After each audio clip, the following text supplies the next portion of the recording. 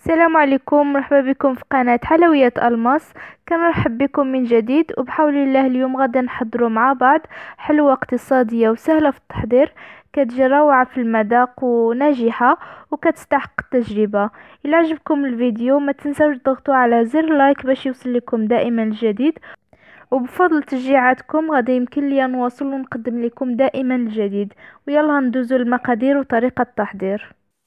في المقادير غادي نحتاجو نصف كاس ديال العنبه ديال السكر، غادي نحتاجو نصف كاس ديال عنبه ديال الزيت، غادي نحتاجو ايضا بيضه واحده، تقريبا ملعقه صغيره من حبه الحلاوه، غادي نحتاجو ايضا تقريبا نصف ملعقه صغيره من الملح، غادي نحتاجو ملعقه صغيره من خميره الخبز، وايضا عندي هنايا 500 غرام ديال الدقيق، واحد الخميره ديال الحلوى، وايضا ماء دافئ للعجن. غادي نبداو على بركه الله. هنايا غادي ناخذ الدقيق اللي ضفت ليه خميره الحلوى كما قلت لكم 500 غرام، غادي نضيف ليها نصف كاس ديال السكر، غادي نضيف الملحه وايضا حبه الحلاوه، وغادي نضيف ايضا الزيت، نصف كاس ديال الزيت. غادي نخلط هكا المكونات شويه.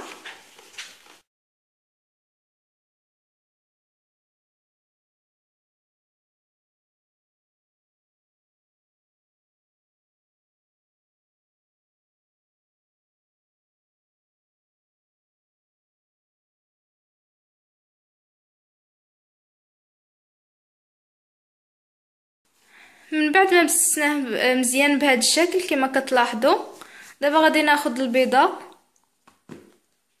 غادي نضيفها هنايا في الوسط، وغادي نطلقها هكا بشويه ديال الماء. غادي نضيف غير شويه ديال الماء باش نطلق ديك البيضه.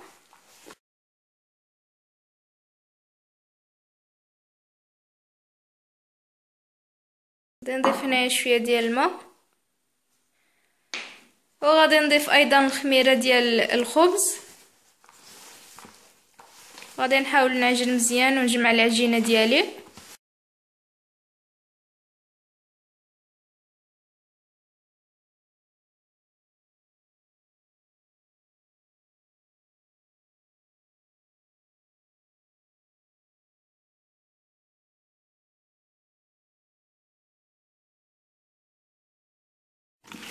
كما كتلاحظوا هنايا جمعت العجينه كما كتشوفوا. دابا غادي نخليها ونغطيها بالفيلم اليمونتير ونخليها حتى تضاعف الحجم ديالها، عاد ندوزو نشكلوها. بعد ما تخمرت لينا العجينه كما كتشوفوا، دابا غادي ندوزو نسرحوها. غادي ناخذ شويه ديال السميد مع الدقيق، غادي نرشها في مكان العمل، وغادي ناخذ نصف كميه ديال العجينه غادي نسرحها بهذه الطريقه.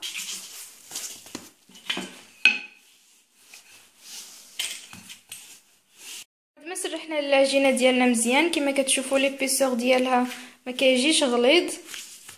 غادي ناخذ دابا القطع اللي كنقطعوا بها البيتزا او اي سكين كما بغيتو، غادي نقطع بها هكا مستطيلات.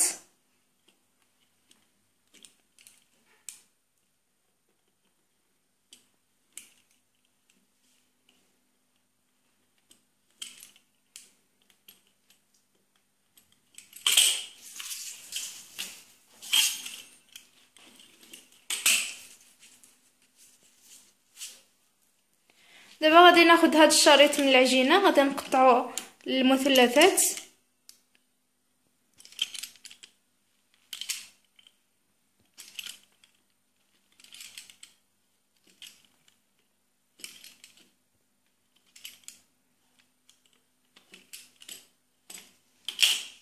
وغادي نحطهم على جنب في الصينيه حتى كنكملوا العجينه ديالنا كامله، عاد نمروا للقلي.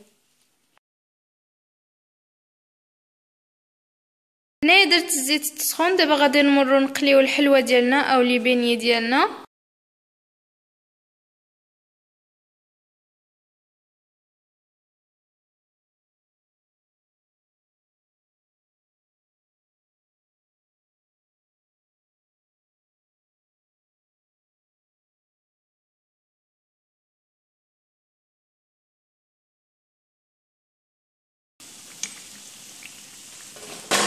كما كتشوفوا كيتنفخوا دغيا كيتحمروا.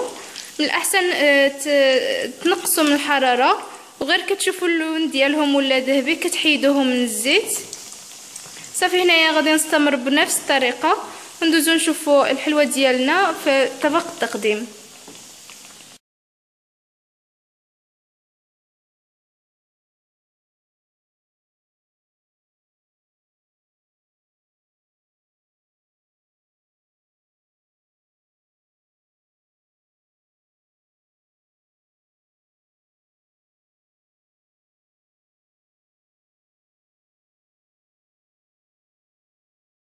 البني ديالنا او الحلوه ديالنا ها كيفاش كتجي، روعه، هشه من برا منفوخه وخاويه من الداخل.